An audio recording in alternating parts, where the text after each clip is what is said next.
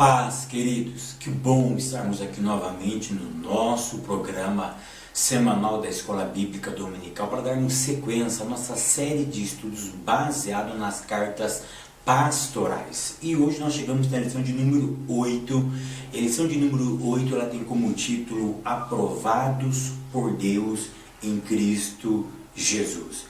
E a leitura bíblica em classe se encontra na segunda epístola a Timóteo, no capítulo de número 2, do verso 1 ao verso de número 18. Então a leitura bíblica em classe se encontra na segunda epístola a Timóteo, capítulo 2, do verso 1 ao verso de número 18. Enquanto você faça essa leitura de todo o capítulo 2, que este é o nosso combinado, eu quero mandar a paz do Senhor para o pastor vice-presidente do Espírito Santo do Pinhal, uma cidade no interior do estado de São Paulo, que ele me ligou esse dia. Conversamos sobre um congresso que vai ter na sua igreja. Ele falou comigo que me assiste há algum tempo e eu falei para ele que eu estaria mandando a paz do Senhor para o pastor vice-presidente da cidade do Espírito Santo do Pinhal, pastor Marques. Que Deus continue lhe abençoando, queridos.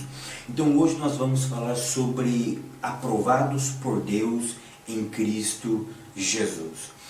E hoje nós vamos abordar basicamente dois temas, tá? O primeiro tema que nós vamos abordar é o obreiro aprovado. E o segundo tema é vasos de honra na casa do Senhor.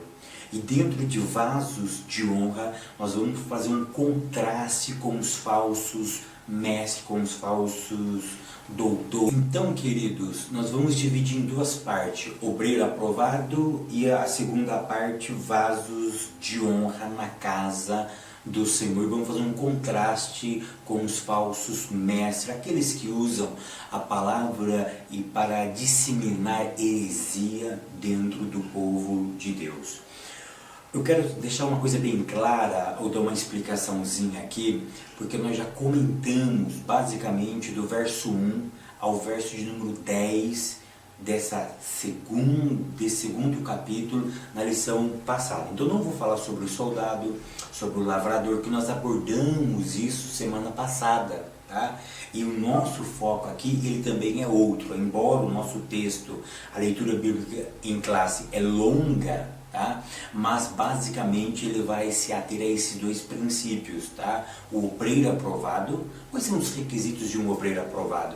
É isso que nós vamos trabalhar aqui, tá? E o segundo item, os vasos que tem dentro da casa do Senhor, os vasos de honra e os vasos de desonra, tá? Aqueles que desonra a casa, que deixa a casa mais feia, que mancha o brilho da casa, tá? E o tópico de número 1 diz o seguinte: obreiros aprovados por Deus. Antes de nós falarmos sobre obreiros aprovados por Deus, que é o item de número 1, eu quero só reforçar com vocês, para a sua Bíblia em 2 Timóteo, no capítulo de número 2, o verso de número 1 e o verso número 2. Eu expliquei ele semana passada, mas eu vou dar uma visão um pouco mais aprofundada agora, com uma outra ótica. Olha o que diz o texto: tu, pois, meu filho, Paulo chamando Timóteo de filho, fortifica-te. Eu já expliquei isso à viva, né? Fortifica-te na graça que há em Cristo Jesus. Aí ele diz o seguinte: e o que de mim. Então Paulo diz o seguinte: olha, se você quiser ser um obreiro aprovado, o primeiro requisito, você tem que ter graça. É o primeiro requisito. E tu, pois, meu filho, fortifica-te, estrutura-te. Primeira coisa, na graça. Eu já disse em aulas anteriores que a graça é um processo evolutivo. Então Paulo diz para Timóteo: Timóteo, que tu quer ser um obreiro aprovado, tem que ter graça. E infelizmente nós temos muitos obreiros que não têm graça, não tem unção, a sua palavra não causa impacto, ele lança conhecimento, mas não tem transformação no seu conhecimento. Ele tem muita informação, mas pouca unção, pouca graça. Então Paulo ele estabelece aqui para Timóteo: Timóteo, a primeira coisa que o obreiro tem que ter é graça. E está faltando graça nos nossos púlpitos. Está faltando graça nas nossas escolas dominicais.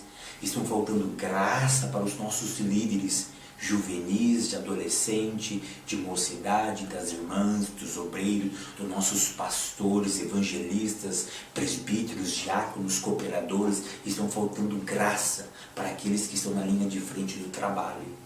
E Paulo diz que tem que ter graça. E segunda recomendação que Paulo diz: e o que de mim, entre muitas testemunhas, ouviste. E Paulo diz o seguinte: olha, você tem que ter guias espirituais aqui nessa terra.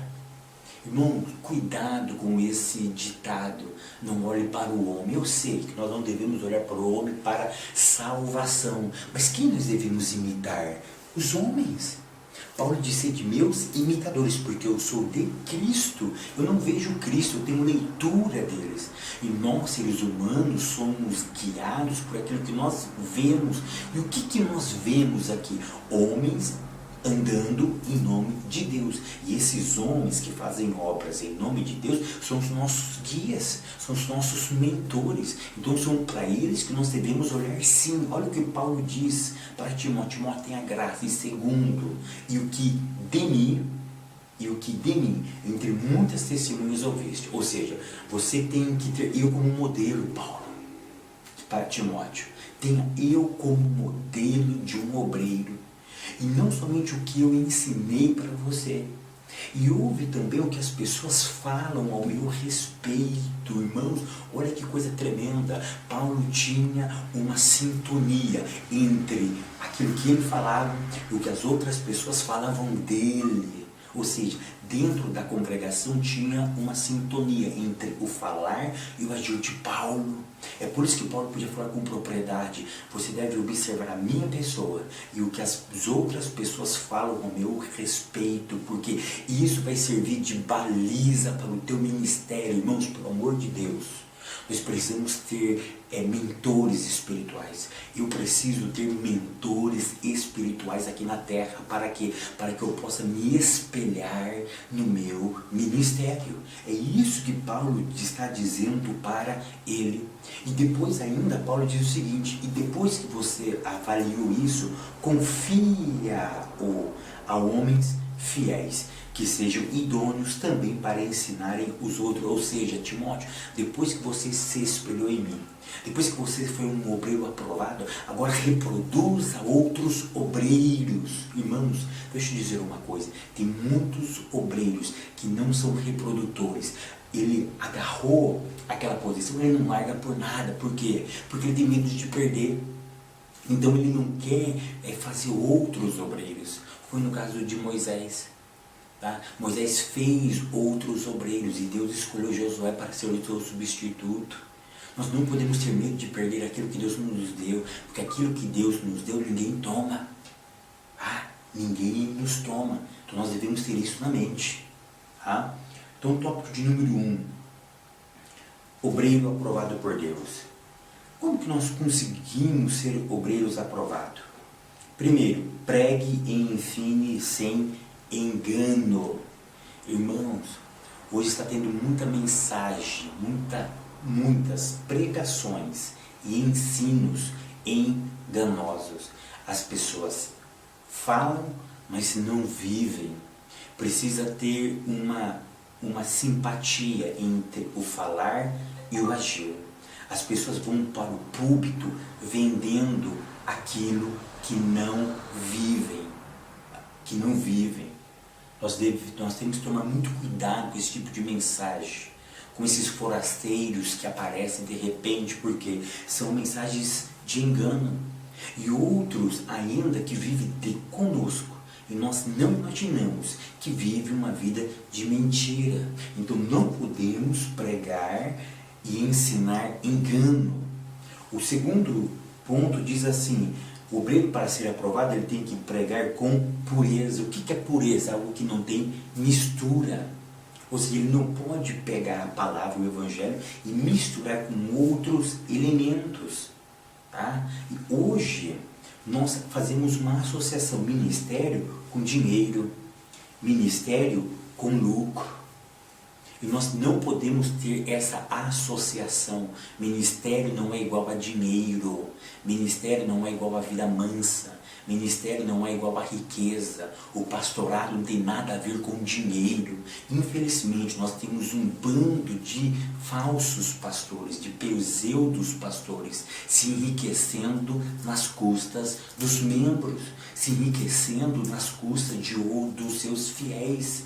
Queridos, nós devemos erguer a nossa voz contra esse bando de falsos pastores que ensinam e não vivem aquilo que ensinam. Ou seja, ele olha para a sua membresia e não vê almas, ele vê cifras, vê dinheiro, vê valores, vê aquilo que ele está precisando. Se ele está precisando de uma casa, ele olha para você com um olhar de casa. Se ele está precisando de um carro novo, de trocar o seu carro, ele olha para você para atender aquela necessidade dele. Ele não olha você para atender a tua necessidade. E nós precisamos de homens que olham para os outros e atendem a necessidade alheia e não atendem às suas necessidades primeiro.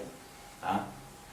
Tem um texto em 1 Timóteo 3, verso 3, diz o seguinte, quando Paulo vai falar sobre as qualificações de um obreiro, ele diz o seguinte, que esse obreiro não pode ser cobiçosos de torpe ganância, ou seja, não pode ser avarento, não pode ser ganancioso, não pode querer somente para ele. Mas aí eu faço uma reflexão, no ato da separação dessa pessoa para o santo ministério, às vezes nós não observamos isso, ou não damos tanta atenção para isso. Mas com o desenvolver do seu ministério, nós vamos observando que ele só pensa em dinheiro, que ele só pensa em ganância, ele vive para obter lucro. E Paulo diz que isso não é qualidade de um obreiro. Aí vem a minha indagação. Se esse obreiro está no exercício do ministério e apresenta esse sintoma, qual deveria ser a reação da igreja? A reação da liderança? No meu ponto de vista, baseado naquilo que Paulo diz, ele deveria ser exonerado, ele deveria passar por uma quarentena, ele deveria ser posto de lado para que esse problema seja sanado. Por quê? Porque os obreiros têm problema, irmão, isso é do ser humano. Mas Paulo diz que esse tipo de problema, entre outros, nesse caso específico, a ganância, ela não pode ter na vida do obreiro. O obreiro que age de forma gananciosa, ele não está apto para exercer o santo ministério. Então, se no exercício do ministério, um obreiro é pego nessa prática, ele deveria ser o quê? Colocado de lado um pouquinho. Vamos trabalhar com ele, vamos pedir para que o Espírito Santo limpe isso, controle isso da vida dele. Esse é o meu ponto de vista quando eu leio Timóteo. Porque isso é uma separação. E se a pessoa apresentou isso no exercício do ministério, ele deve ser colocado de lado. Não é perder o ministério, irmãos. É ser tratado desse lado. Tá? É ser tratado desse lado. Item de número 3. O obreiro aprovado, ele não pode buscar a glória de homens. Isso é muito interessante. Olha o terceiro ponto. Não buscam a glória de homens. Infelizmente, hoje nós vemos o contrário. Nós vemos os homens buscando a glória dos homens, querendo aplausos, querendo reverência, querendo elogios, querendo abraços carinhosos, com palavras bonitas. E quando eu olho para Paulo, eu não vejo Paulo recebendo aplausos, eu não vejo Paulo recebendo elogios, eu não vejo Paulo recebendo condecorações, eu não vejo Paulo recebendo medalhas, mas eu vejo Paulo recebendo açoites, prisões, escárnios, naufrágios, banimento, solidão, desprezo. Eu vejo Paulo sendo incompreensível dentro da sua geração. E nós vemos hoje os homens do ministério sendo popstar, sendo estrela, querendo o afã, querendo ser colocado em pedestais. E Paulo diz que isso não faz parte de um obreiro aprovado. E um outro problema que o nosso autor aborda aqui é o problema das grandes plateias. Um outro assunto que o nosso autor ele observa é o problema das grandes plateias. Irmãos, tem sites que você entra para contratar o pregador, no site dele tem lá se é congresso, que tipo de evento, a quantidade de pessoa, baseado nisso, o pregador ou o cantor estipula o valor. E se a plateia for pequena, eles não vão. Queridos, preste atenção, nós, eu e você, em algum momento da nossa vida, nós alimentamos esses falsos obreiros, esses falsos ministros, esses falsos cantores, esses falsos adoradores. Nós alimentamos quando nós financiamos a sua ganância. Eu vou repetir, nós contribuímos, nós financiamos a sua ganância. E nós devemos dizer não ao financiamento dessa ganância. Tá? Nós devemos dizer não. Tá? E esse dia eu fui pregar na capital, eu moro a uns 130 quilômetros da capital do estado de São Paulo, e eu fui pregar lá. E um pastor, quando ele me viu entrar, ele falou assim: nossa, eu não acredito que você viria na minha igreja. Eu cheguei lá, devia ter uns 80 crentes somente. 80? Não, devia ter uns 50 crentes lá. Eu falei: por quê, pastor? Não, porque você está na internet. Irmãos, às vezes nós temos uma visão distorcida. Tá? Eu sou uma pessoa comum como vocês. Tá? Eu não sou popstar, eu não sou estrela, eu sou um servo do Deus Altíssimo. O meu prazer está na ministração da palavra, o meu prazer está em trazer conhecimento, em levar um pouco daquilo que Deus me deu a vocês. Mas eu não sou estrela, longe de mim de ser estrela, longe de mim de ser estrela. Eu não vejo plateia, eu vejo almas. Se tiver uma pessoa no culto, eu prego como se tivesse 10 mil pessoas naquele culto, porque eu não vejo plateia. E nós temos obreiros que vê plateia, e nós precisamos dizer não. Dizer não. Eu estou cansado de certas coisas, E daqui uns dias eu vou começar a publicar uns vídeos mais fortes, tá? Fora da escola bíblica dominical. E dentro do primeiro tópico, tem 3 pontos, eu quero colocar o 4º ponto, tá? O 4º ponto é o capítulo 2, verso 15, que diz o seguinte: procura apresentar-te a Deus aprovado como obreiro, que não tem que se envergonhar, que maneje bem a palavra da verdade. Então a expressão procura apresentar-te, seja zeloso, caprichoso, responsável com uma obra que não é tua, uma obra que lhe foi confiada. E você deve apresentar-se como obreiro aprovado e que maneja. A palavra manejar aqui é cortar em linha reta ou separar na medida correta. Tem muitos obreiros que não sabem administrar a igreja de forma correta, e muito menos ensina a palavra de Deus de forma correta. Um obreiro que não se dedica à ministração da palavra, ao estudo sistemático da palavra, ele não serve para estar na frente de nenhum trabalho. O texto diz: procure, seja zeloso, não seja relaxado. Não seja relaxado. Um monte de obreiros relaxados que rabiscam uma mensagem em cima do púlpito. Isso deve ser mastigado em casa. Isso deve ser confeccionado junto com o Espírito Santo. Isso deve ser gerado, deve ser produzido, alimentado, vivido. Não pode nascer em cima de uma tribuna, com 5, 10 minutos, uma mensagem. Existe um monte de obreiros relaxados, obreiros que ficam, queridos, isso é uma lástima. Isso é uma lástima. Obreiros que não têm tempo com Deus. São obreiros relaxados. E eu escrevi o seguinte: obreiro relaxado não dá mais. A igreja está por aqui, ó, de obreiros relaxados. Tópico 2, 2 tipos de vasos. Agora nós vamos entrar nos tipos de vasos. Tópico de número 1, existe o vaso de honra. capítulo 2, verso 20 da segunda carta a Timóteo. Quem são os vasos de honra? Tá? Os vasos de honra são os fiéis, que praticam a palavra pregada. E também nós podemos dizer que são os obreiros que se dedicam e sejam aprovados pelo Eterno. Tá? Então, quem são os vasos de honra? São aqueles que executam a sua tarefa dentro do corpo de forma certa, tá? De forma honesta. E esses vasos, eles dão um brilho dentro da casa. Por quê? Porque no item 2 fala sobre o vaso de desonra. Quem são os vasos de desonra? Segundo o autor, eu não vou entrar em questões teológicas aqui, tá? Porque existem inúmeras interpretações para isso. O nosso autor, ele diz que os vasos de desonra são...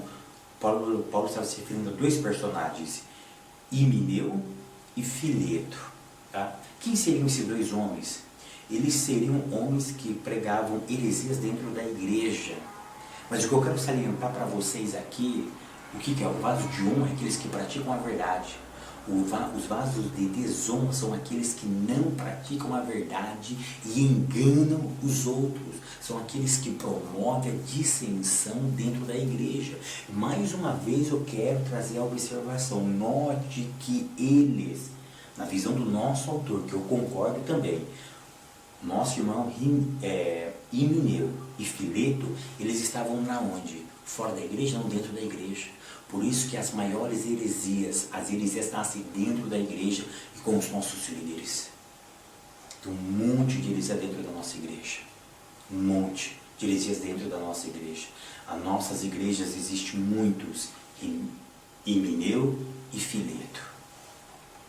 Que Deus nos guarde, eu e você, de tornar um herege dentro da nossa própria casa e de desonrar aquilo que Cristo edificou. Casa fala de edifício, casa fala de edificação. Ele edificou e colocou eu e você para honrar a sua edificação. Jamais podemos desonrar aquilo que ele edificou de forma honesta e justa.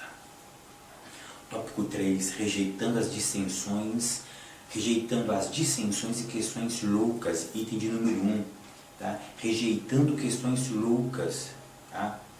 O que são questões loucas? São questões que não edificam, tá? São questões dúbias, questões que não levam à edificação espiritual de ninguém, tá?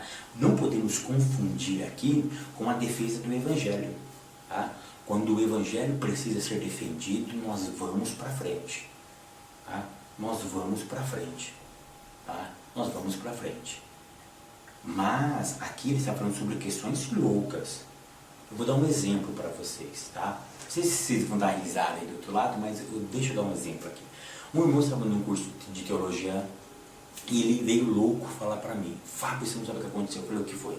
O professor falou um negócio profundo. Eu falei: o que ele falou lá? Olha a profundidade desse professor.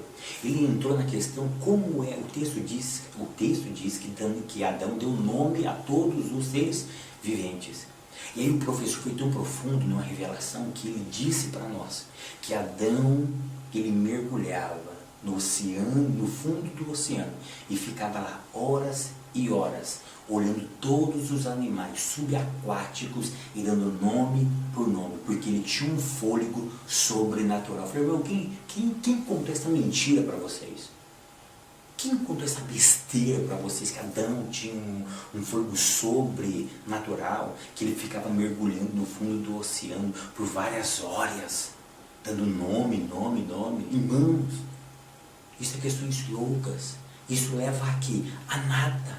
Edifica, transforma, combate o pecado? Não, então cai fora. Cai fora, é cara que quer saber demais. Ele quer entrar em assuntos que não levam a nada. Isso é um exemplo de questões loucas, débias, fúteis. Tá? E aí os irmãos, olha, ficam impressionados. Que revelação, o cara está pirando. O cara toma um cardenal lá, o cara está meio louco na cabeça, fala umas besteiras dessa. Item de número 2. Não entrando em contendas, ou seja, então eu não entro em contenda, então o que eu tenho que fazer? Eu devo sempre pregar a palavra, porque a palavra ela vai disseminar todas essas questões. porque a nossa finalidade não é falar sobre questões loucas, mas é pregar a verdadeira palavra de Deus. E muitos obreiros que ele mais questiona, ele mais traz polêmica do que edificação. Nós não fomos chamados para trazer polêmica, nós não fomos chamados para desconstruir, nós fomos chamados e vocacionados para quê? Para edificar, para brilhar a casa que Deus plantou na terra, chamado igreja. Nós devemos brilhar. Eu termino essa aula dizendo o seguinte: o obreiro aprovado é aquele que sabe dosar espiritualidade com teologia, espiritualidade com doutrina, espiritualidade com ensino da palavra de Deus, espiritualidade com momentos de leitura bíblica. Ou seja, o obreiro aprovado é aquele que sabe dosar. Ele não é somente espiritual, mas não é somente um catedrático, um louco, um fanático por sagradas letras, mas ele sabe dosar o momento devocional